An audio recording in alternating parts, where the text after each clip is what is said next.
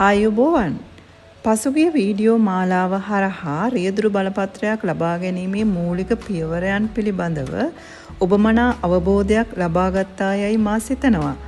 අද අපේ මාතෘකාව වන්නේ ලිඛිත විභාගය ගැනයි. ඔබට తాවකාලික රියදුරු බලපත්‍රයක් ලබාගෙන ප්‍රායෝගික පුහුණුවක් ආරම්භ කිරීමට නම් ලිඛිත විභාගයේදී දෙනු ලබන ප්‍රශ්න 40න් අවම වශයෙන් ප්‍රශ්න 30කට නිවැරදි පිළිතුරු ලබා දී සමත් විය යුතුයි. මෙය ඊතරම් අපහසු විභාගයක් නොවේ. නමුත් එහි ඇති රථවාහන නීති සහ න්‍යායාත්මක කරුණු හොඳින් අධ්‍යයනය කළහොත් ඒ විභාගයට පමණක් නොව පසු කාලීනව ඔබම රිය පදවන විටත් ඔබට ඉතා ප්‍රයෝජනවත් වේවි. සැබවින්ම ලිඛිත විභාගයට සූදානම් වීමට රියදුරු පාසලක් අනිවාර්ය නැහැ. ඔබට එය තනිව ඉතා සාර්ථකව කරගත හැකියි. ඒ සඳහා පළමුව ඔබේ ජංගම දුරකථනයට Mixit Sri Lanka Drivers Exam app එක ඩවුන්ලෝඩ් කරගන්න. එහි පියවරෙන් පියවර කාණ්ඩ 4ක් යටතේ විභාගයට අවශ්‍ය දැනුම ඔබට ආදර්ශ ප්‍රශ්න පත්‍ර හා නිවැරදි පිළිතුරු පැහැදිලි කිරීම මගින් ලබාගත හැකියි. ඊට අමතරව මා පෞද්ගලිකව අධ්‍යයනය කළ පොත් කිහිපයක් තිබෙනවා. ඒවා මම තිරය මත ප්‍රදර්ශනය කරන්නම්.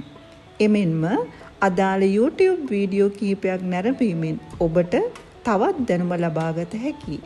ඇත්තටම මේ අධ්‍යයන කටයුතු සඳහා වැඩි කාලයක් වැය කරන්න අවශ්‍ය වෙන්නේ නැහැ. ඔබට තනිවම සූදානම් වීමට අපහසු නම් හෝ සහාය අවශ්‍ය නම් රියදුරු පුහුණු ආයතනයකට සම්බන්ධ විය හැකියි. බොහෝ රියදුරු පාසල් පවා ඔබව ස්වයං අධ්‍යයනයට දිරිමත් කරනවා. එමෙන්ම ඇතැම් ආයතන විභාගය සඳහා පන්ති පවා පවත්වනවා. ඔබේ හැකියාව සහ අවශ්‍යතාවය අනුව ඒ ගැන තීරණය කරන්න.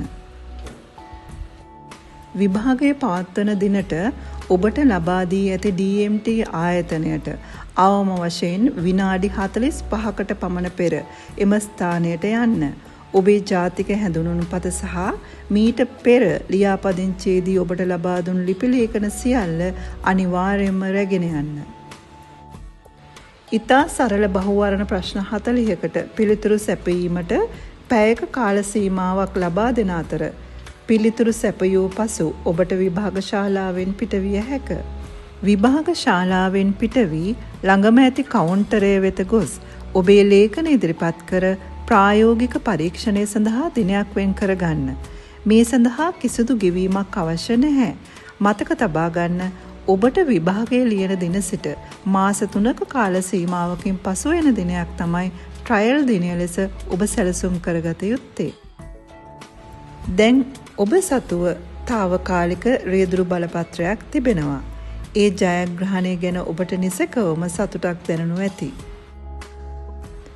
සුදුසු රියදුරු පුහුණු ආයතනයක් තෝරාගන්නේ කෙසේද? රැවටීම් වලට හසු නොවි නිවැරදි ආයතනයක් තෝරාගන්නේ කොහොමද කියන දේ මම ඊළඟ වීඩියෝවෙන් ඔබට කියලා දෙන්නම්. මා සමග රැඳී සිටින ඔබට බොහොම ස්තුතියි.